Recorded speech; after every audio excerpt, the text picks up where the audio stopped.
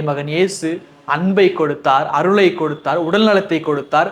அனைத்தையும் கொடுத்த இயேசு இறுதியாக தன்னையே கொடுத்தார்.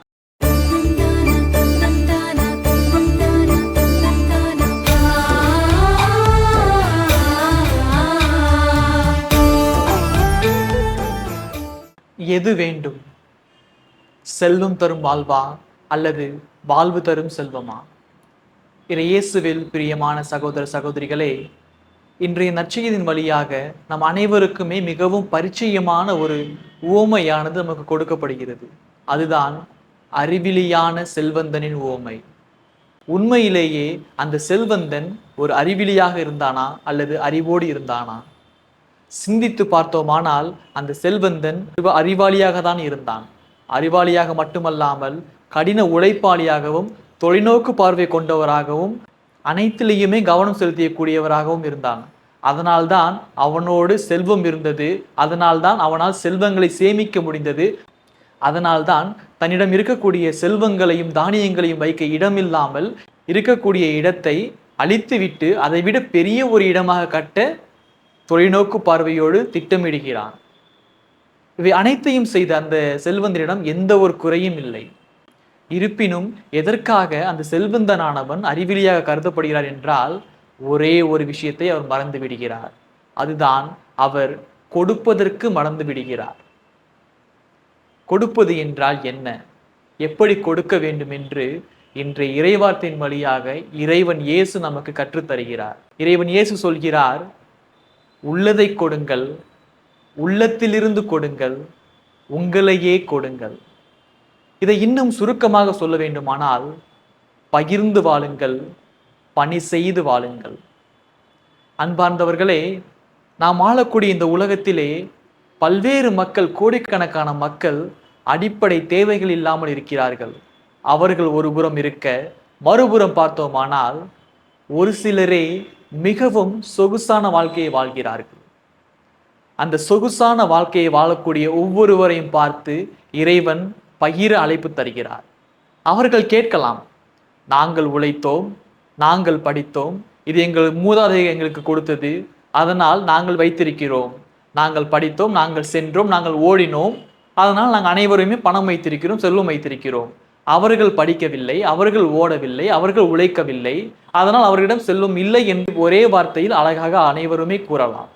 ஆனால் நீங்கள் படித்தீர்கள், ஓடினீர்கள், உழைத்தீர்கள், அனைத்தையும் செய்தீர்கள், யாரும் மறுக்கவில்லை. ஆனால் ஒரே ஒரு உண்மையை நீங்கள் மறக்காதீர்கள் என்று இறைவன் கூறுகிறார். இவை அனைத்தையுமே செய்வதற்குரிய ஒரு ஆற்றலை, ஒரு உந்து சக்தியை உங்கள் பின்னே இருந்து இயக்கி கொண்டிருக்கக்கூடியவர் இறைவன் என்கிற ஒரு உண்மையை மறந்துவிட வேண்டாம் என்று இறைவன் இயேசு இன்றைய தினத்திலே நம் அனைவருக்குமே, குறிப்பாக செல்வந்தர்களுக்கு ஒரு அறிவிப்பை கொடுக்கிறார்.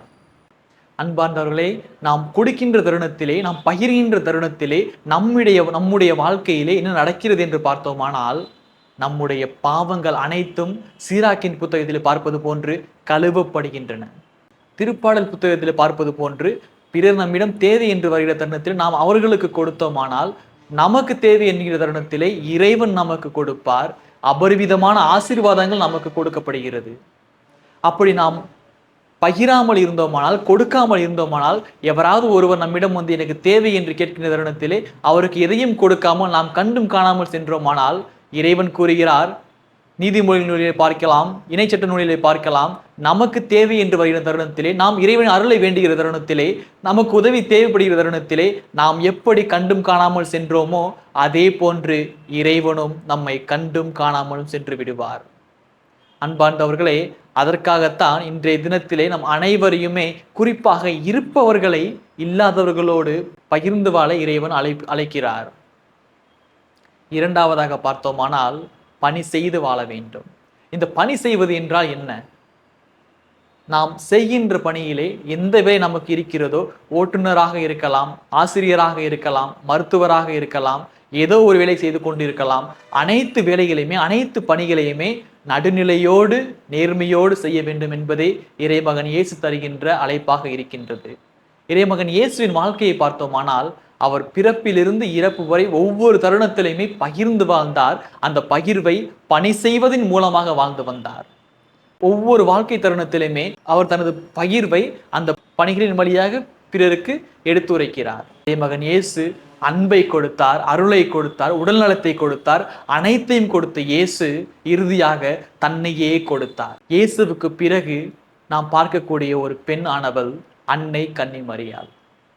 அன்னை எதை கொடுத்தார்? உமது சொற்படியே எனக்கு நிகழட்டும் என்று தன்னையே முழுவதுமாக இறைவனுக்காக, இறைவனின் திட்டத்திற்காக கொடுத்தார். அந்தவர்களை இந்த உலகத்தை பொறுத்தவரை, நம்முடைய வாழ்க்கையை பொறுத்தவரை ஒரே ஒருவர் தான் முதலாளி, ஒரே ஒருவர் தான் உரிமையாளர், அதுதான் இறைவன்.